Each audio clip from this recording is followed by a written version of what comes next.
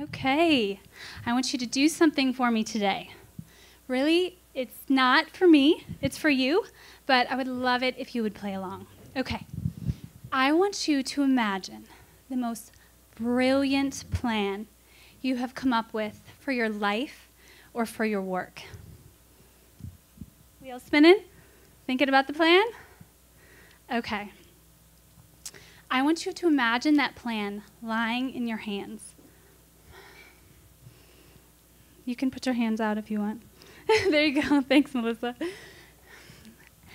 Perhaps that plan has taken you 6 months to plan out. You have every detail. You have outlines. You have monthly objectives, accountability appointments, yearly goals. It has taken you a lot of work to plan it out. You don't want to deviate from the plan. You love having that plan. It makes you feel safe, right? Well, I want you to imagine that plan lying in your hands, and I want you to imagine walking to your bathroom, okay? So you're walking to your bathroom. I want you to imagine opening your bathroom door. And while you're walking into your bathroom, I want you to think about how many months you've been outlining this plan, right? Outlining, A, B, C, Roman numerals, whatever. You've been mind mapping, right? Meditating, even praying that this is the ideal plan for you. So I want you to walk up to your toilet, and I want you to toss your plan in the toilet. Are you with me? Did you do it? Yes? Awesome, because this is exactly what happens when you find your point. You forget your plan. Come on, I have a 3-year-old at home who'd be very disappointed if I said the other F word that y'all were thinking I was going to say. So forget your plan and find your point. Find your point. When you find your point, your plans become secondary. They become unnecessary. They become irrelevant. And while, as I just stated, they become flushable, and that is a good thing. See, when you forget your plans,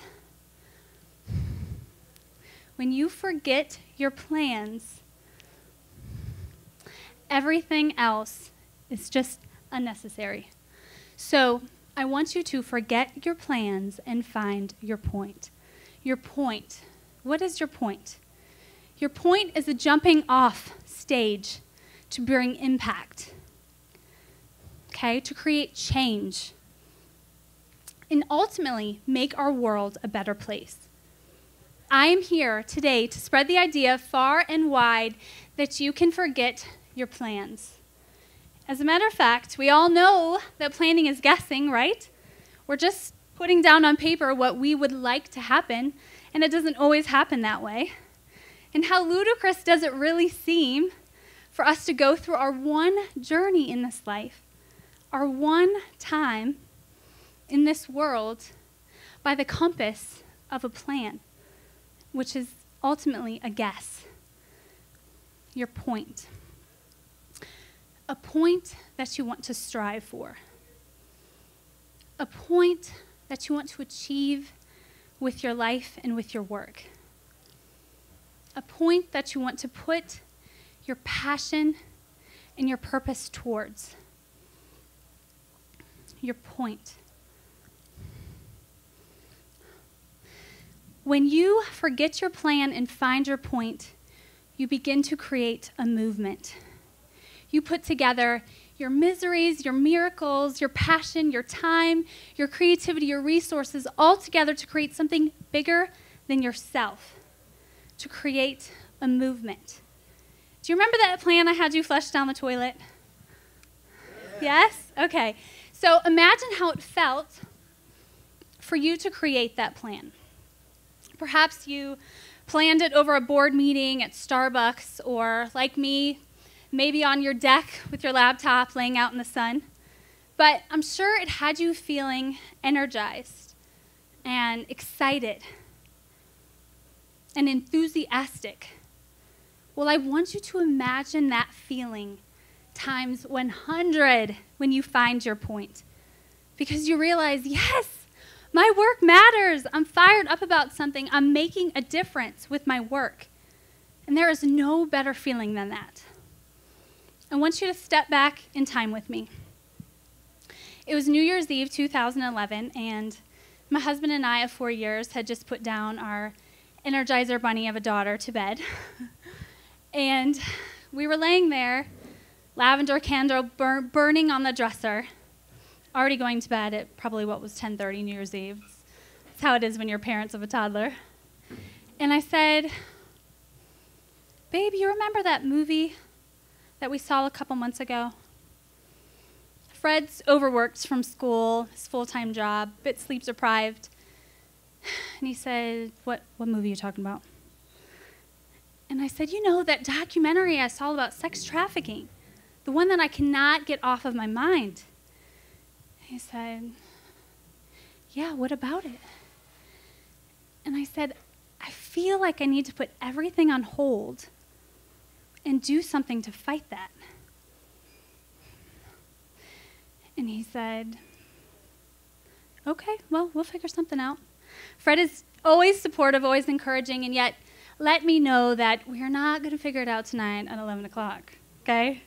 And as a graphic designer, he's probably imagining that this is yet another unpaid graphic design job I'm putting on his plate. So I laid there, mind racing, candle wax overflowing onto the dresser, imagining what would soon be End Sex Trafficking Day. So I'm journaling, I'm probably mind mapping, outlining all of that. And thousands of dollars have been raised because of that. And thousands of more to come will be raised. And you see, my plan of quitting my full-time job, which I did, and starting my online coaching business had failed, led us to get on food stamps, was not the ideal situation. It sucked, right? Sometimes our plans don't work out the way we want them to, and it sucks. And it was at that point when I found out about sex trafficking, and I knew I had to do something more. And I couldn't give any money to the cause. But everyone in this room, we all have 3 things we can put to work for our point. We have our time, we have our resources, and we have our wisdom. Our time, resources, and wisdom. In 2003, Scott Harrison had it all, okay? Homeboy was in New York. He was a promoter at night. He had the famous girlfriend. He had the shiny Rolex watch. He had the baby grand piano on his bachelor pad. From everybody else from the outside looking in, it's like, you know, his plans, his hard work, everything is paying off. But one night, he had a revelation. He realized that his plan, his life, was only serving himself. So he left it all. He decided to go on a volunteer service ship called Mercy Ships, where they travel to low-income countries, to countries that are really suffering, and serve some of the poorest people and give them free health care. And while he was doing that, he found his point.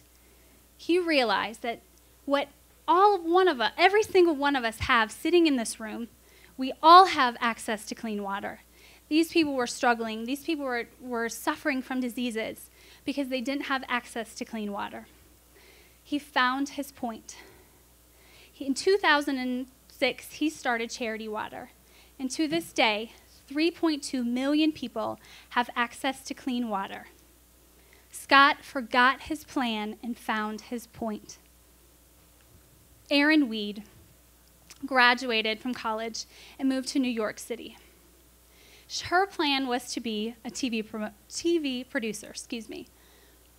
She was on her way. Her hard work was paying off until she got a phone call. One of her best friends back in her college town had just been brutally murdered. And after the funeral, after the swarms of media, and after the conviction of the killer, Erin knew she had a duty to do more. Erin started what is now called Girls Fight Back, where she helps women be their own best protector. 500,000 people have learned how to fight back because Erin forgot her plan and found her point. We all have a point. Every single person in this room, entrepreneurs, individual businesses, people watching online, we all have the capacity to bring change. We just have to find our point. Since End Sex Trafficking Day, I now work with businesses. I help them find their point, start a movement, and be the change. And what I love so much about this work, what gets me so fired up, is when people realize how much hope is inside of them.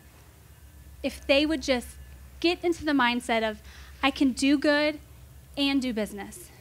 It doesn't have to just be about making more so we can hire more or sell more or fire more. It is about being the change, making impact. So I'm asking you today, forget your plans and find your point. I'm asking you, and I'm waiting. Thank you.